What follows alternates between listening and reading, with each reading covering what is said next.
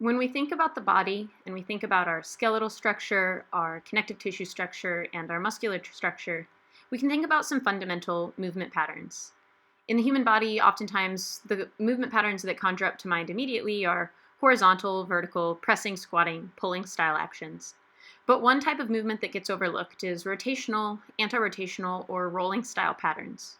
So if we add some layers of musculature here to the back and the front ends of the body, and we think about how our right shoulder, say, is maybe connected to our left hip in both the front and the back, we can highlight some of, although by no means are these highlighted muscles comprehensive, some of the ways in which stabilizer muscles at joints that cross the body connect core musculature from the pelvis and rib cage all the way down to the opposing leg. And again, some of these muscles are highlighted. These are not exclusive or an exclusive summarization of what's working when or with what, but we can conceptualize at least the way that posterior to anterior wraps to give us a lateral sling, or this spiral line that kind of wraps around the body from opposite hip and shoulder to opposite hip and shoulder and front to back. The following movements are simply ways in which we can engage and start to think about how to integrate function between the hips and the shoulders and the pelvis and the rib cage in functional mobility and strength training on the floor as introductory programs to building some of these capacities. Our first movement is simply a thoracic spine rotational movement where we're thinking about building the capacity of the thoracic spine to rotate while keeping the pelvis reasonably fixed. So here I've supported my top leg with a foam roller. You could use a pillow, a towel, or anything similar, just as long as that leg is supported and your hips are roughly neutral. From here, I'm stacking my arms, reaching actively, getting a big stretch through that lat from opposing hip to shoulder, and then opening simply like a book. You may notice your upper back pops during these movements. It doesn't have to, but we don't tend to rotate our thoracic spine nearly enough, and this movement addresses that.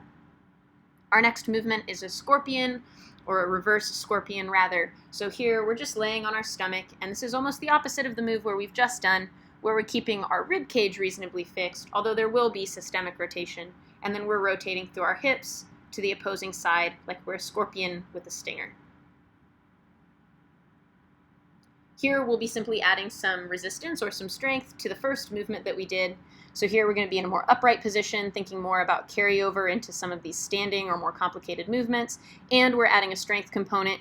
Here I'm keeping both my shoulder blades reasonably protracted over my rib cage, my hips stay fixed, and then I'm just pulling this band apart, thinking about getting a big squeeze in the upper back. And again, you'll feel that same spiral line wrapping from opposite hip to opposite shoulder with a bit of a stretch in the back, or stretch in the front and a compression in the back. This next movement is a braced core roll. So here now we're thinking about getting some functional rolling patterns where the hips and the rib cage both work together and separately.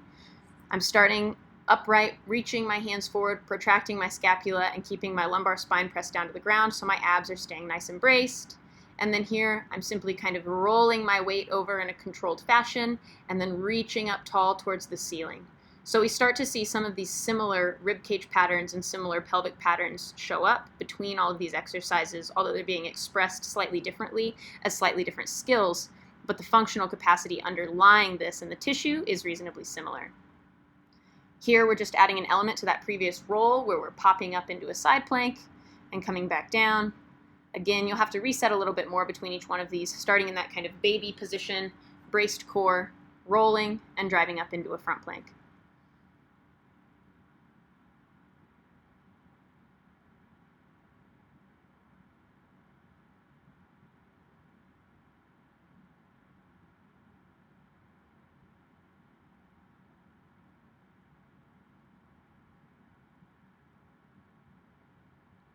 Here we have drills that involve rotation on the floor with an active hip and an active shoulder. So previously we've had one kind of passive and one kind of active.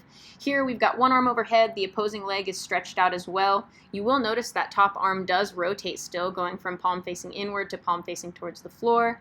Here I'm driving primarily through my glute and hip while I reach that top arm up. To add some complexity, I can go ahead and feed that leg over and forward. So again, driving through the hip and then feeding the leg forward through the body. So this is similar to that first mobilization we did, but again, slightly more muscularly engaging and a more active movement overall.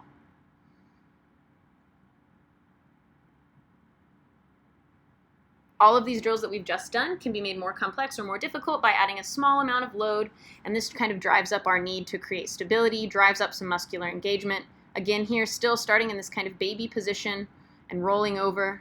This kettlebell is going to want to drive that top shoulder down to the ground. It's going to try to destabilize your scapula on the back of your rib cage and squunch it down. So here what we're really trying to do is reach up actively towards the ceiling so that that shoulder blade stays protracted and nice and flat and laying over that concave-convex relationship to the rib cage.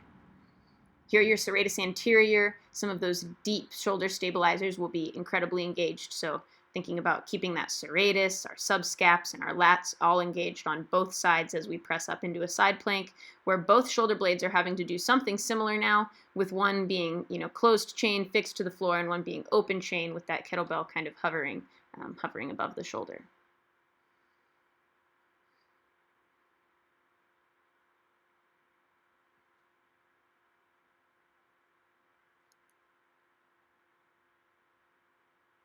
Lastly here, we have a loaded version of these active hip and active shoulder rolls. So these are going to be just the same rolls we did just a moment ago, where we're reaching up tall and reaching straight out with our leg, driving through our hip and rotating over. Again, we're going to have a lot of serratus involvement, a lot of shoulder stabilization going on here with that open chain, superior shoulder. My right arm is really trying to stabilize and brace against this kettlebell. If you wanted to make it more unstable, you could do a bottoms-up kettlebell position, or if you wanted to make it a little bit easier for the client, you could add a dumbbell instead of a kettlebell.